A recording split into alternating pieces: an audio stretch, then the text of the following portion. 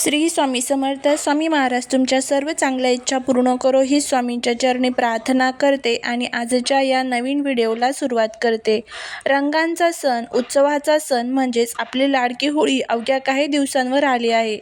2026ची ही होळी नेहमीसारखी नाही आहे. यावर्षी 2 मार्चला होळी आहे की 3 मार्चला?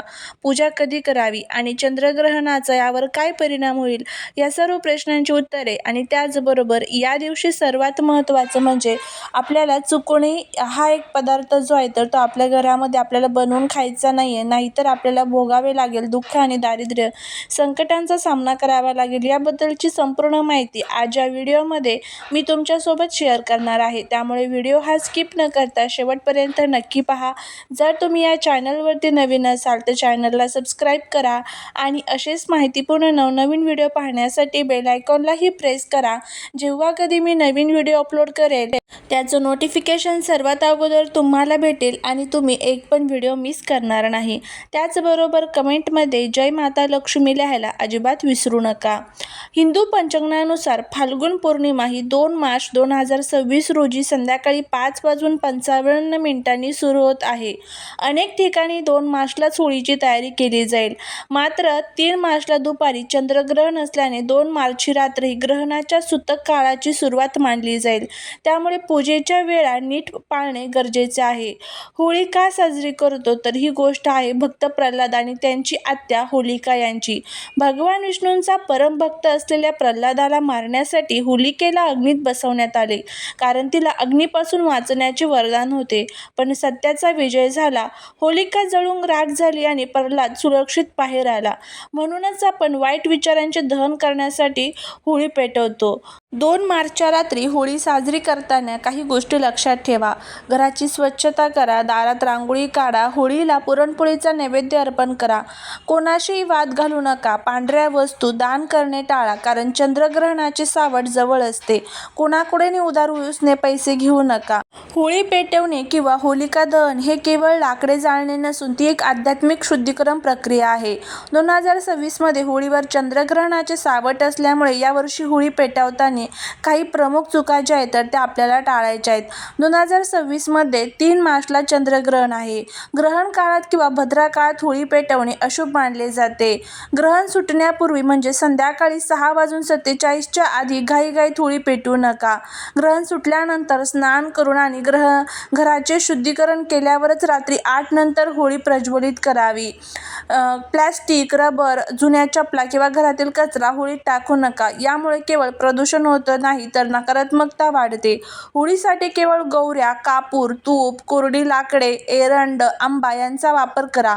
गौऱ्यांचा वापर केल्याने वातावरणातील जंतू नष्ट होतात आणि सकारात्मक ऊर्जा आपल्याला मिळत असते. होळीसाठी हिरवीगार जिवंत झाडे तोडून आणू नका. ते निसर्गाच्या आणि शास्त्राच्या विरुद्ध आहे. वाळलेली लाकडे आणि कापून पडलेल्या फांद्यांचा वापर करा. शक्य असल्यास जास्तीत जास्त गौऱ्यांचा वापर करून पर्यावरणपूरक होळी साजरी करा. होळीची पूजा करताना दक्षिण दिशेला तोंड करून चुकूनही उभे राहू नका. पूजेच्या वेळी तुमचे तोंड पूर्व किंवा उत्तर दिशेला असावे. या दिशा देवांच्या आणि सकारात्मक ऊर्जेच्या मानल्या जातात. अनेक लोक फक्त लांबून नमस्कार करतात किंवा उलट्या दिशेने फिरतात.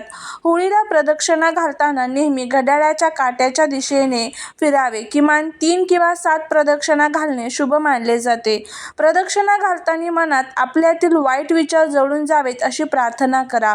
होळीत शिळे अन्न किंवा उष्टी पदार्थ टाकू नका. होळीला पुरणपोळी, श्रीफळ आणि डाळ तांदूळ यांचा नैवेद्य अर्पण करा.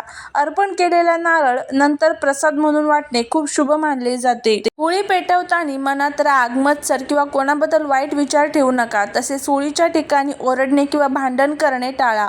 ओम नमो भगवते वासुदेवाय किंवा विष्णू सहस्रनामाचा जप करा.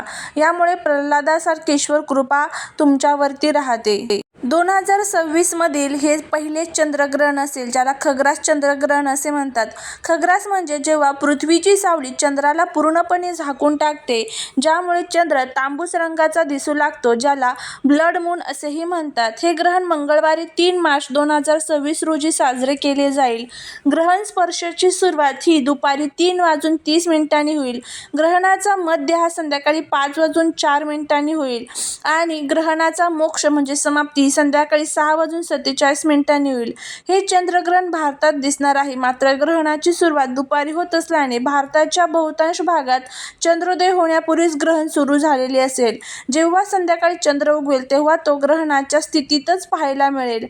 चंद्रग्रहणाचा सूतक काळ ग्रहणाच्या 9 तास आधी सुरू होतो. त्यामुळे सूतकाचा प्रारंभ हा 3 मार्च 2026 रोजी सकाळी साधारण 6:30 पासून समाप्ती ही संध्याकाळी 6:47 होणार आहे. ग्रहण काळात वातावरणात नकारात्मक ऊर्जा वाढते, त्यामुळे या गोष्टी पाळल्या पाहिजेत. ज्यामध्ये सूतक काळात आणि ग्रहण काळात भोजन करणे टाळावे. लहान मुले, वयोवृद्ध, आजारी व्यक्तींना सूट असते. घरात असलेल्या शिजवलेल्या अन्नात किंवा दुधात तुळशीची पाने टाकून ठेवावीत, जेणेकरून ते अन्न दूषित होणार नाही. ग्रहण काळात मंत्रांचा जप करा. कुलदेवीच्या मंत्रांचा जप करणे फायदेशीर ठरते. ग्रहण सुटल्यानंतर स्नान करून गरजू व्यक्तींना पांढरे पदार्थ, तांदूळ, साखर किंवा पैसे दान करणे शुभ मानले जाते. गर्भवती महिलांनी ग्रहण काळात घराबाहेर पडू नये आणि धारदार वस्तूंचा, कात्री, चाकू यांचा वापर टाळावा. यावर्षी होलिका दहन आणि चंद्रग्रहण एकाच दिवशी असल्यामुळे गोंधळ होऊ शकतो. ग्रहण काळात कोणतेही शुभ कार्य किंवा पूजा केली जात नाही. होलिका दहन संध्याकाळी 6:47 नंतरच करणे योग्य ठरेल. ग्रहण सुटल्यानंतर घर आणि स्वतःचे शुद्धीकरण करून मगच आपल्याला आपली पूजा जी आहे तर ती करायची आहे. होळी आणि चंद्रग्रहण एकाच दिवशी आल्यामुळे अन्नाबाबत सावधगिरी बाळगणे अत्यंत महत्त्वाचे आहे. शास्त्रानुसार काही विशिष्ट पदार्थ या दिवशी खाल्ल्याने माता लक्ष्मी रुष्ट होऊ शकतात आणि घरात दारिद्र्य येऊ शकते. त्यामध्ये सर्वात पहिला पदार्थ आहे ते म्हणजे मांस आणि मद्य. होळी अत्यंत पवित्र आणि सात्विक सण आहे. त्यात ग्रहण काळ असल्याने नकारात्मक ऊर्जा वाढलेली असतात. या दिवशी तामसिक भोजन केल्यास कुंडलीतील ग्रह दोष निर्माण होतात. त्यामुळे माता लक्ष्मी घराचा त्याग करते आणि घरात अशांती आणि आजारपण येते. या दिवशी शिळे अन्न खाऊ नये. ग्रहण लागण्यापूर्वी बनवलेले अन्न ग्रहण काळात दूषित होते. शास्त्रानुसार ग्रहणात निर्माण होणारी किरणे अन्नातील पोषक तत्वे नष्ट करतात. शिळे अन्न खाल्ल्याने आरोग्यावर वाईट परिणाम होतो आणि मनामध्ये नकारात्मक विचार वाढतात. जर अन्न उरलेले असेल तर त्यात तुळशीचे पान आधीच टाकून ठेवा. पांढऱ्या रंगाचे पदार्थ ज्यामध्ये दूध, दही, तांदूळ यासारखे पांढरे पदार्थ चंद्राच्या संबंधित आहे. ग्रहणाच्या दिवशी चंद्र पीडित असतो, त्यामुळे सूतक काळामध्ये हे पदार्थ खाणे टाळावे. सूतक काळात सकाळी 6:20 नंतर हे पदार्थ खाल्ल्याने मानसिक तणाव वाढतो. शक्य असल्यास ग्रहण सुटण्यापूर्वी पदार्थ टाळावेत. होळीच्या दिवशी आपण पुरणपोळी सारखे गोड पदार्थ खातो, पण ग्रहणाच्या दिवशी जड, तेलकट किंवा अतितिखट पदार्थ खाल्ल्याने पचनशक्तीवरती परिणाम होतो. शास्त्रानुसार ग्रहणात जे आपले जठर आहे तर ते मंद होतात. त्यामुळे हे पदार्थ खाणे, अति तिखट आणि तेलकट पदार्थ खाणे टाळावे. कोणाकडूनही मोफत मिळाले अन्न या दिवशी खाणे टाळावे. कारण ग्रहण आणि होळीच्या दिवशी अनोळखी व्यक्तीकडून किंवा ज्यांच्याशी तुमचे संबंध चांगले नाहीत अशांकडून अन्न घेऊ नका. अन्नाद्वारे नकारात्मक ऊर्जा तुमच्या शरीरात प्रवेश करू शकते, ज्यामुळे तुमच्या भाग्यात अडथळे निर्माण होऊ शकतात. माता लक्ष्मीला प्रसन्न करण्यासाठी आणि ग्रहणाचे दोष दूर करण्यासाठी पुरणपोळीचा नैवेद्य दाखवून तीच प्रसाद म्हणून ग्रहण करणे अत्यंत शुभ आहे.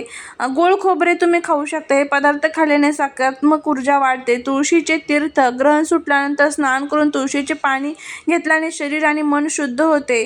तर 3 मार्चला सकाळी 2026ला 6:20 आधीच तुमचे नाश्ता जेवण उरकून घ्या, कारण त्यानंतर सूतक काळ सुरू होईल आणि ग्रहण सुटल्यानंतर म्हणजे संध्याकाळी 6:47 नंतर ताजे अन्न बनवा आणि माता लक्ष्मीचे नामस्मरण करून भोजन करा.